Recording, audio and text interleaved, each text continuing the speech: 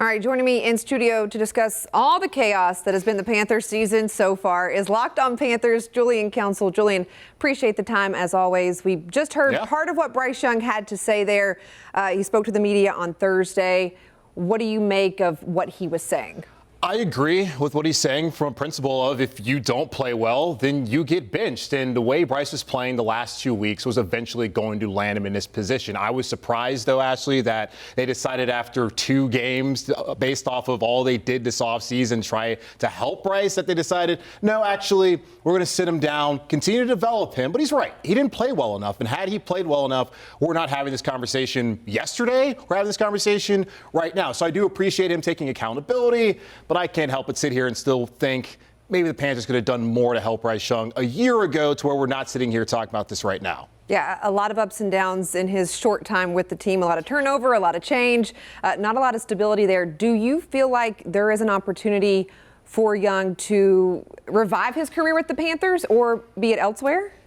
I don't know what's going to happen here. If you think about other situations across the league, looking at Trey Lance in San Francisco, where they also gave up 3 first-round picks to get up there and to get him, and the Panthers didn't give up that much compensation. We look at what they gave up to give up DJ Moore as well. That kind of counts as another first-round pick with Ryan Poles, general manager up there in Chicago. He's now in Dallas after he didn't work out in San Francisco. Zach Wilson, he's now in Denver after he didn't work out with the Jets. I just don't look at this as a situation where Bryce is going to come back to Carolina and be the starter. It's possible. If Andy Dalton gets hurt on Sunday, which we don't want to see happen, but if it happens, Bryce Young's going to be the quarterback again. And if he starts to play well, they're right back on the Save Bryce campaign, development campaign, which they said they're going to do.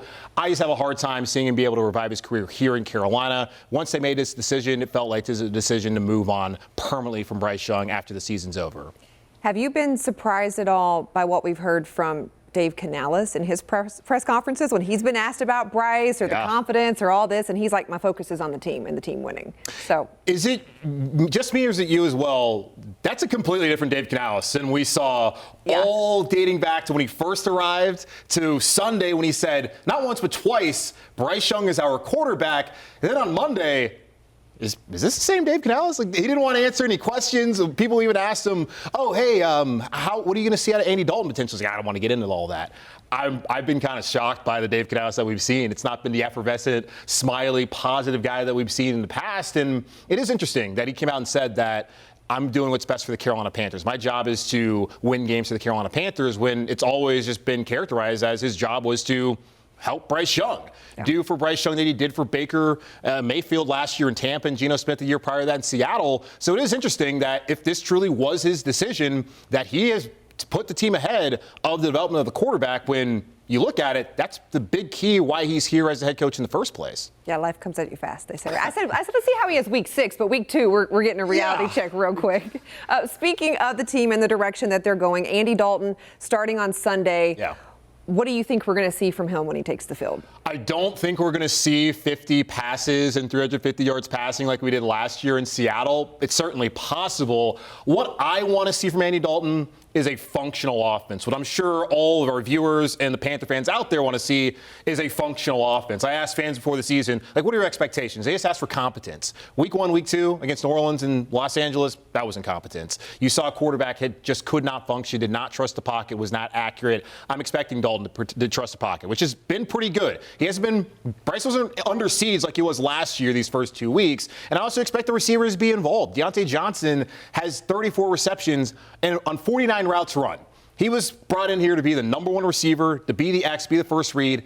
34 receptions. That's just not sustainable and what the Panthers want to see out of him. I would also like to see Xavier Legette involved. 0 targets on Sunday in that loss against the Chargers.